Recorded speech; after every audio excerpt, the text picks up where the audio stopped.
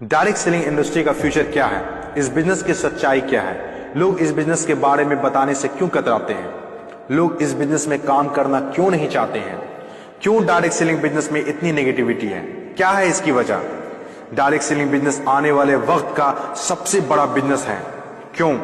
अगर आज आप दूसरी कंट्रीज को देखें, जो कंट्रीज आज डेवलप्ड है, उन सभी कंट्रीज के अंदर डायरेक्ट सेलिंग बिजनेस का बहुत ज्यादा प्रायोरिटीज दी जाती है, क्योंकि डायरेक्ट सेलिंग बिजनेस लोगों का बिजनेस है और जब तक दुनिया में लोग रहेंगे तब तक ये बिजनेस चलता रहेगा, क्योंकि ये बिजनेस लोगों पर डिपेंडेड है। जब तक लोग खाते रहेंगे, नहाते रहेंगे, कपड़ा पहनते रहेंगे, तब तक ये बिजनेस आपका चलता रहेगा।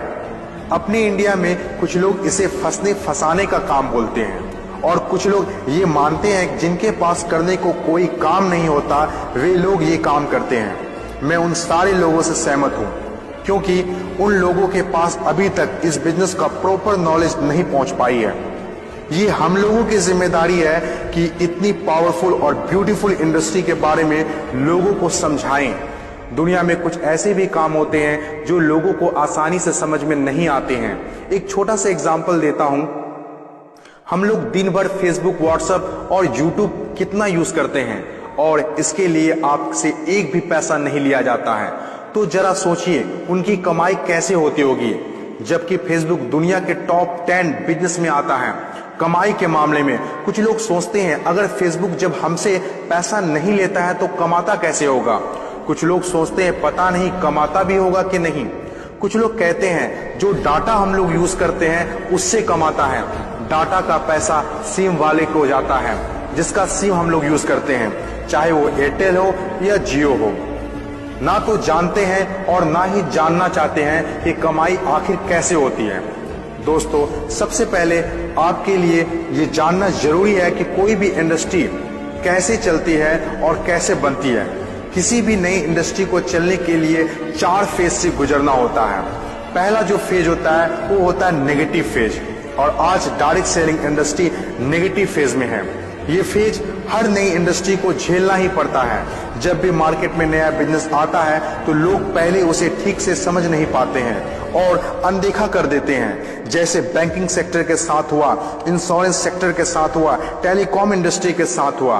पहले ना तो लोग बैंक में पैसा जमा करते थे और ना ही इंश्योरेंस लेते थे, क्योंकि इंडस्ट्री नई थी, लोग डरते थे, किसी पर भरोसा नहीं था। लेकिन आज देखिए, यही इंडस्ट्री है जिसके बिना किसी राज्यों की कल्पना करना असंभव है। जब नई नई प्लास्टिक इंडस्ट्री स्टार्ट हुआ तो 95% लोगों ने इनकार कर दिया, ये कहकर कि यह पॉसिबल नहीं है। लेकिन उस वक्त भी 5% लोगों को विश्वास था और आज वही 5% लोग दुनिया में आगे हैं। आज हर चीज प्लास्टिक का है, जग हो या बाल्टी, कुर्सी हो या टेबल, खिलौना हो या फ्रेम, यहाँ तक कि डोर भी अब प्लास्टिक के हैं, जो आज से 20 साल पहले किसी ने सोचा भी नहीं था। आज direct selling business negative phase में है, इसीलिए इतनी सारी नेगेटिविटी है। और जब ये पॉजिटिव फेज की तरफ बढ़ता जा रहा है, नेगेटिव फेज में होने के बावजूद भी इस इंडस्ट्री ने कई लोगों की जिंदगियां बदल दी। दूसरा जो किसी भी इंडस्ट्री को फेस करना होता है वो दूसरा फेज होता है पॉजिटिव फेज। ये वो टाइम होता है जब लोगों का इंडस्ट्री के ऊपर ट्रस्ट बढ़ने लगता है, क्योंकि वे आसपास में रिजल्ट देख रहे होते हैं। और जो लोग उस वक्त डायरेक्ट सेलिंग बिजनेस में दिलचस्पी नहीं दिखा रहे होते हैं, अनदेखा कर रहे होते हैं, वे रिजल्ट देखने के बाद दिलचस्पी लेने लगते हैं और आपका काफिला और बढ़ने लगता है, रिजल्ट और बढ़ने लगता है, दिलचस्पी और भी लोगों में बढ़ने लगती है। जैसे बैंकिंग इंडस्ट्री और इंश्योरेंस इंडस्ट्री के साथ हुआ था। बैंकिंग इंडस्ट्री का वैल्यू तब पता चला होगा लोगों को जब किसी का पैसा घर में सुरक्षित नहीं रहा होगा। इंश्योरेंस के वैल्यू तब लोगों को पता चला होगा जब किसी के एक्सीडेंट होने के बाद उसके घर वाले को पैसा मिला होगा। तीसरी जो किसी भी इंडस्ट्री का फेज होता है वो होता है ग्रोथ फेज। जब एक बार लोगों को इंडस्ट्री पर भरोसा होने लगता है तो उनकी ग्रोथ बहुत तेजी से होने लगती है, क्योंकि ऐसे फेज में लोगों को ज्यादा समझाने की जरूरत नहीं होती है। और जब तक कोई कंपनी ग्रोथ फेज में नहीं आती है तब तक लोग उसके साथ जुड़ना पसंद नहीं करते हैं और जैसे कंपनी ग्रोथ फेज में एंटर करती है तो लोग उसके साथ ऑटोमेटिक जुड़ना और काम करना स्टार्ट कर देते हैं। चौथी और आखिरी फेज, हर इंडस्ट्री को इससे गुजरना ही होता है, कंपटीशन फेज। हर एक इंडस्ट्री के अंदर एक वक्त ऐसा आता है जब कंपटीशन बढ़ने लगता है। इंडस्ट्री और कंपनीज की ग्रोथ को देखकर ज्यादातर लोग कंपनी के साथ जुड़ना और काम करना शुरू कर देते हैं। ज्यादातर लोग ज्यादा प्रॉफिट के चक्कर में कंपटीशन होने लगता है, फिर चाहे कोई सेक्टर हो, बैंकिंग सेक्टर हो, टेलीकॉम सेक्टर हो या ऑनलाइन शॉपिंग हो।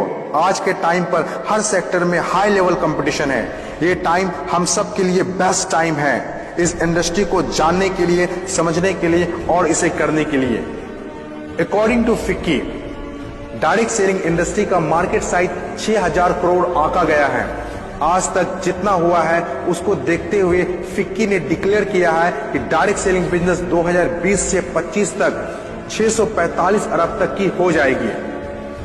आपको इस बात को जानना बहुत जरूरी है कि अमेरिका, ऑस्ट्रेलिया, चीन, जापान, कोरिया और सिंगापुर जैसे बहुत बड़ी बड़ी डेवलप्ड कंट्रीज ने डायरेक्ट सेलिंग बिजनेस को बहुत हद तक अपना लिया है और वहां के सिटीजन भी बहुत जागरूक हैं। बदलाव के बिना तरक्की नहीं की जा सकती है और जो लोग अपने सोचने का तरीका नहीं बदल पाते हैं वे लोग अपनी जिंदगी में कुछ भी नहीं बदल पाते हैं। नोकिया, कोडेक जैसी बड़ी बड़ी कंपनियां चलाने वाले लोग भी अपने सोचने का तरीका नहीं बदल पाए, इसीलिए अपनी शानदार शुरुआत के बाद भी वो वक्त के साथ इतिहास के हिस्सा बन गए। इन तमाम बातों में से मैं एक बात बताना चाहता हूं, बदलाव ही प्रकृति का नियम है।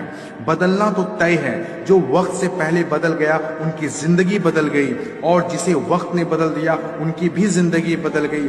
फर्क साफ है, अगर वक्त के साथ बदल गए तो ठीक, वरना वक्त ने बदला तो बहुत तकलीफ होगी।